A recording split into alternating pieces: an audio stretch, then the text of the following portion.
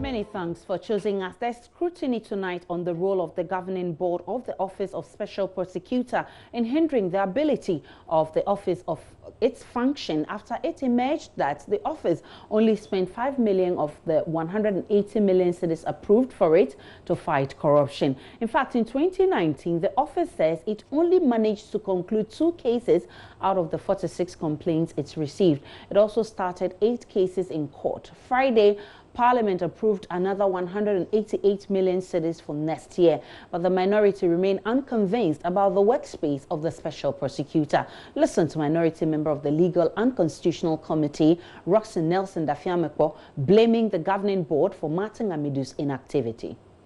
The governing board for the Office of the Special Prosecutor was inaugurated sometime this year, early this year. Yeah. Now, my expectations is that this board will hit the ground running and ensure that all the administrative and statutory requirements that are supposed to be met to enable the operations of the Office of the Special Prosecutor become effective would have been done. Yeah. But the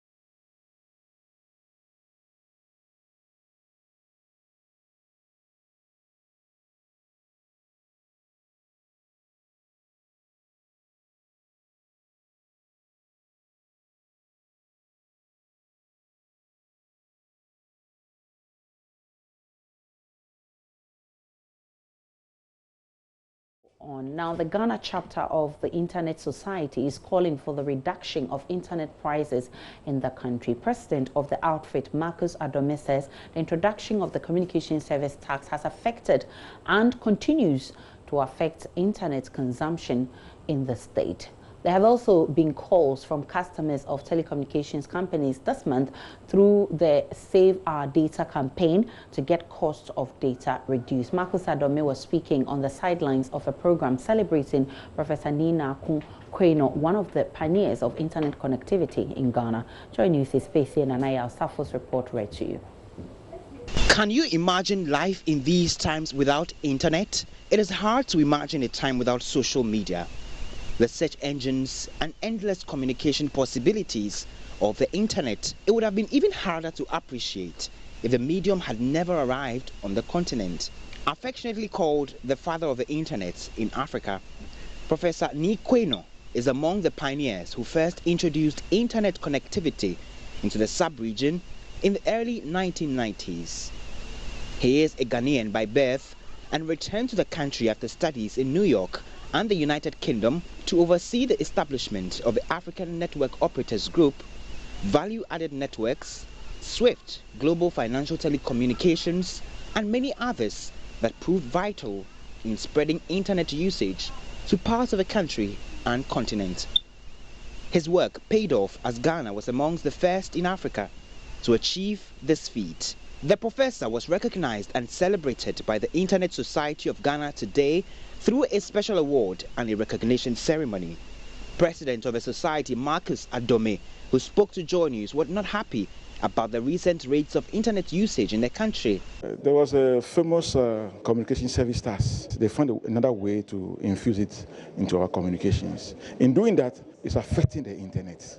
So I've plead with the policymakers if they can find the best way to take it out, because taxing the internet is reducing people's internet consumption. So I will plead with policymakers to reconsider that tax and even cut down the cost of the internet in the country. The award recipient, Professor Nina Kweno, who has previously been inducted into the World Internet Hall of Fame in 2013, advised the youth in the sector to remain committed to IT development. And success with internet technology comes to those who believe in togetherness as in a networked economy. So if you don't really believe in that,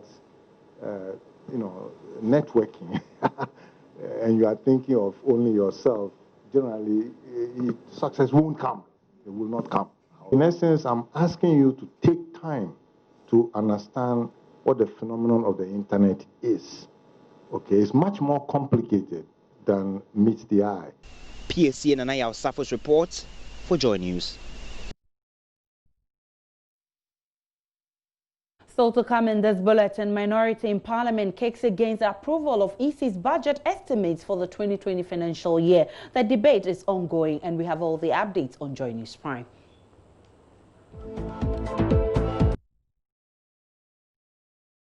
The Electoral Commission is seeking approval to spend a little over 1 billion cedis next year, but inadequate details about the budget has stalled approval of the estimates in Parliament. It all started.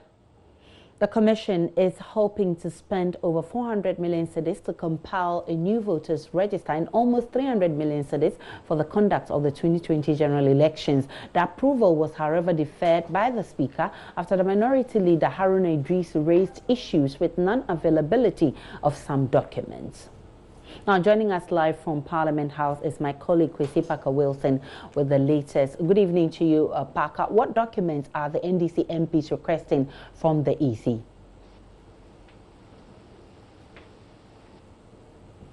The minority MP said that at the committee level, what staff from left that it will break down of the year and the review that is. And then and again, we'll be using the money to 2020. They need a detailed. And this meeting happened somewhere last week. Anything from the suggest that indeed where the amount is spent on various.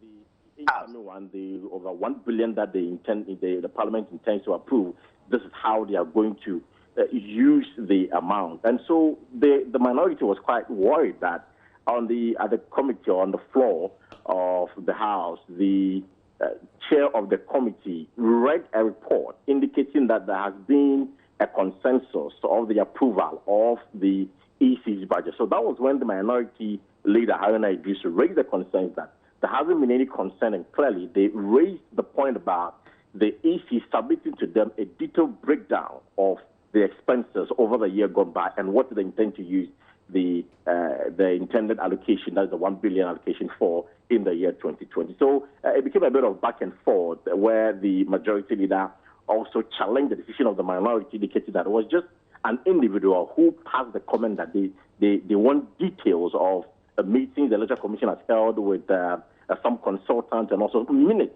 of the same meeting put together with the expenditure that they did for the year 2019. So it wasn't a decision taken at the committee level. So they are quite surprised that the minority would come on the floor of the House and suggest to the whole House that was a decision taken at the committee level. Well, the second Deputy Speaker of Parliament, Abon Babin, who was chairing today's meeting, then advised that, well, they should adjourn sitting for today and then defer the approval for tomorrow, hoping that the Electoral Commission will finish the committee with the needed documentation that the committee has requested for. So they all agreed that they adjourn the meeting for today and then come tomorrow and consider the approval again. But the minority is still insisting that should the EC fail to submit to them the needed documentation, definitely they will block the approval of the budget estimate for the year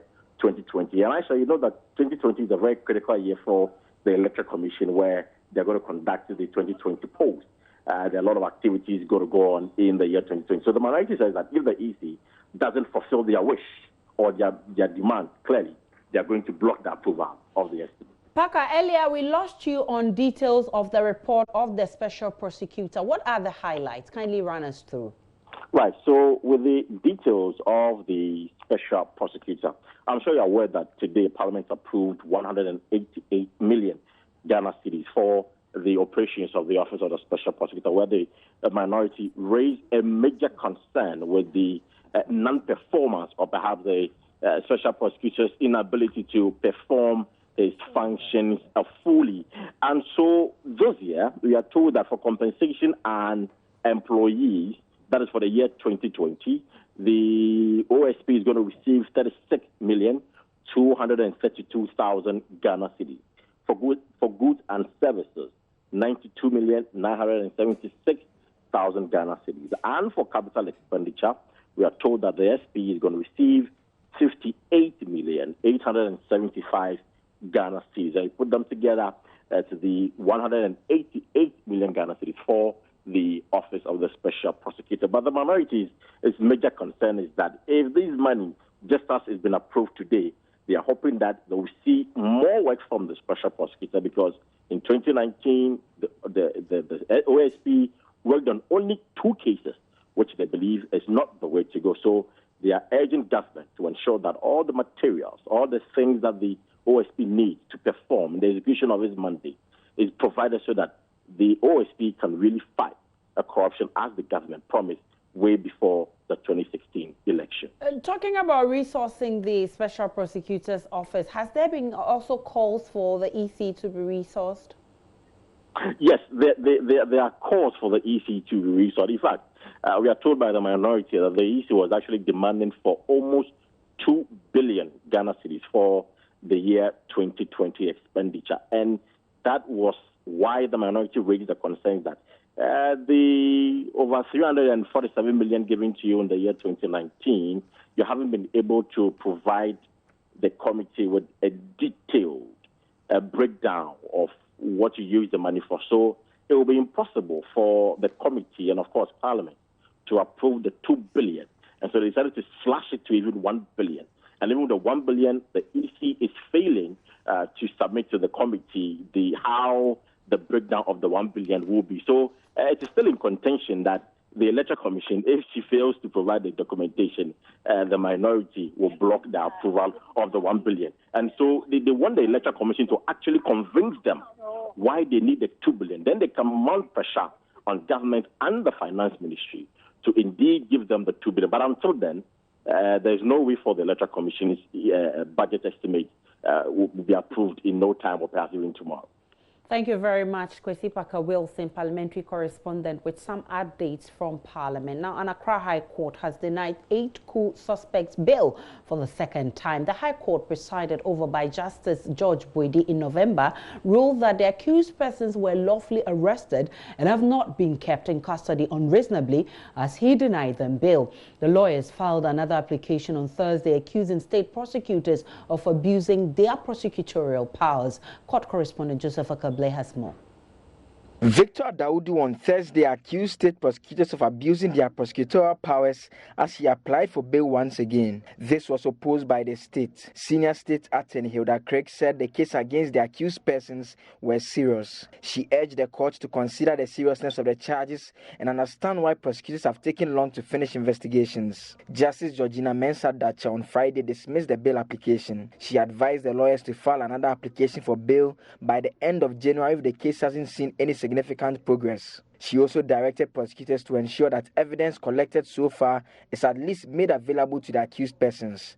There are currently 10 persons standing trial before the Kaneshie District Court on charges including treason felony. State prosecutors say they participated in an elaborate plot aimed at destabilizing government. Government, in a statement released in September, said a joint security operation led to the retrieval of several arms, explosive devices, and ammunition from locations in Accra and Pombaoleshi in Dodowa. They have been slapped with charges including treason felony and are due for court on January 8, 2020. Away from court, a Ghanaian academic and researcher, Dr. Mohammed Sani Abdullahi, is proposing that extensive coverage of mobile data to rural areas might just be what the telecommunication industry needs to reduce charges for customers. Earlier this month, several customers of telecommunications companies took to social media to register their displeasure and anger at the rising rate of data bundle packages in the country. The hashtag Save Our Data campaign saw many customers threatening to boycott services of the telecommunications companies. However, speaking at a meeting of the Internet Society of Ghana, Dr. Abdullahi says creating a market in rural areas will help ease data financial burden of customers in the urban corners of the country and thus leveling demand needs and making data cheaper. Usually you talk about volume discount. Okay? If you can increase the economy, enhance the rural economy to the extent that they will need so much data, right? So once the market size in the rural economy increases, the prices will come down. So it's economics. So if we can find a way of bringing up the rural economy, more industries in the rural settings, cottage industries, that will require internet, or for that matter, data services. Certainly there will be, the prices will come down, right? So I think these are things that we have to, ways that we have to talk about. Romacedo Ghana Limited, producers of Onga Food Seasoning, says it is in the journey to train cooks and amateurs to promote traditional Ghana cuisine and put them on the international stage. And its maiden cooking competition, dubbed Ongalicious Ghana Cooks, the brand's manager of Romacedo, Linda Nati, says the competition is meant to empower the participants to go global and become giants in the cooking industry. She said this at the finals of the cooking competition here in Accra. Latif Idris has the rest of the story in the following report. The journey to the Ongalicious Ghana Cooks competition started with over 100 participants from across the 16 regions of the country. Appearing in the finals were 4 finalists who made it out of the over 100 contestants. One after the other, the finalists, after cooking, were given the opportunity to explain how they made use of the ingredients provided to prepare the food. I used pumpkin, because I have the yam cheesecake, creamy bean stew, and the yam puree. I made the clam and momoni chowder with a bit of mint.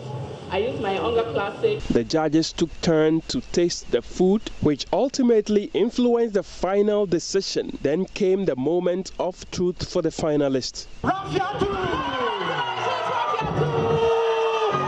An emotional Rafiatu, who emerged winner of the maiden competition, spoke to Joy News about the journey and how she got evicted at a point. All the other guys are really, really good chefs, so I was hoping to win, but then I didn't expect it. I'm just amazed. I'm just happy to be here right now. You were shedding tears when your name came up as the winner of this competition. How is this going to shape your career going forward? Well, to me, I want to start my own business, so this is like a major stepping stone for me. With this cash, I can start a business which will grow to, I don't know, like, this is just my starting point. So with this cash, I'm going to do so much.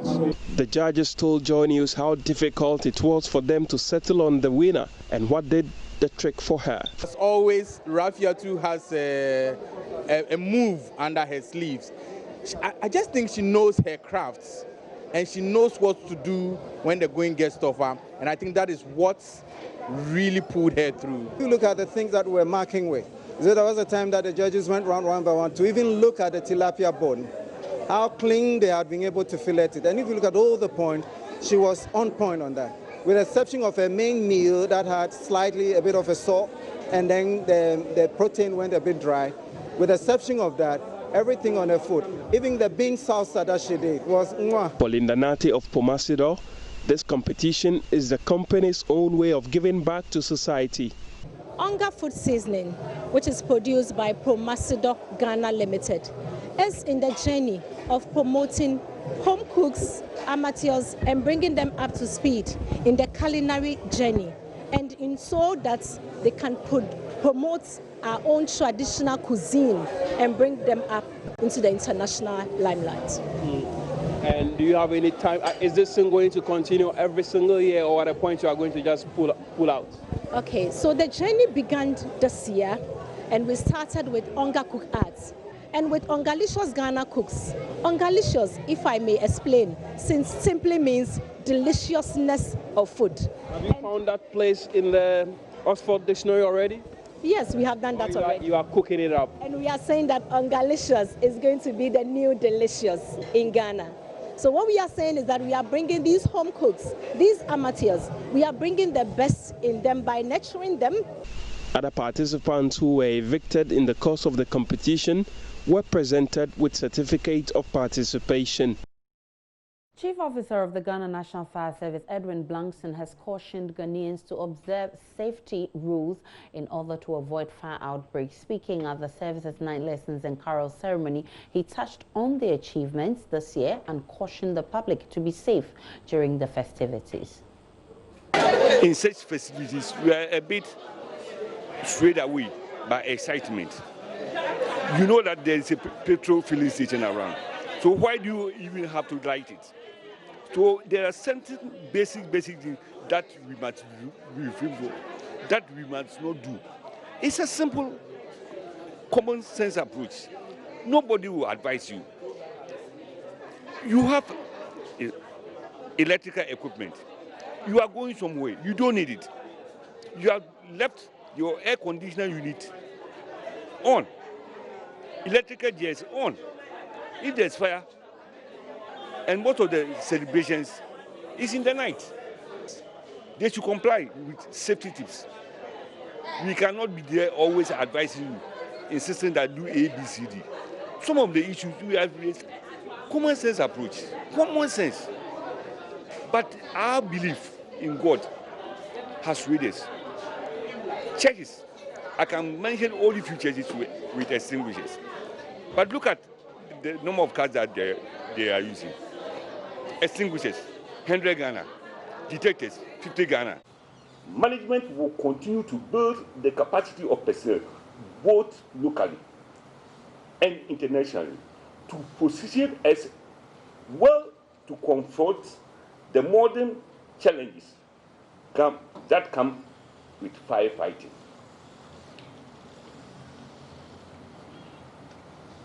This year, we had a package for Malta. The package was that they are going to sponsor 40 officers. They were selected, camped, trained, and polished. The first 20 went without Ghana government contributing even a single peso. The 20 were about to take off. And the people said they have a lot of officers on campus, so they are not in a position to take the 40. So let them keep the spirit alive, but the 40 will go. And I said this in the presence of the High Commissioner at headquarters here, in our own yard. So, the 20 people who are yet to go, please keep the hope alive. I call Echo Blankson. I will see, from a fishing community, I will never see those 20.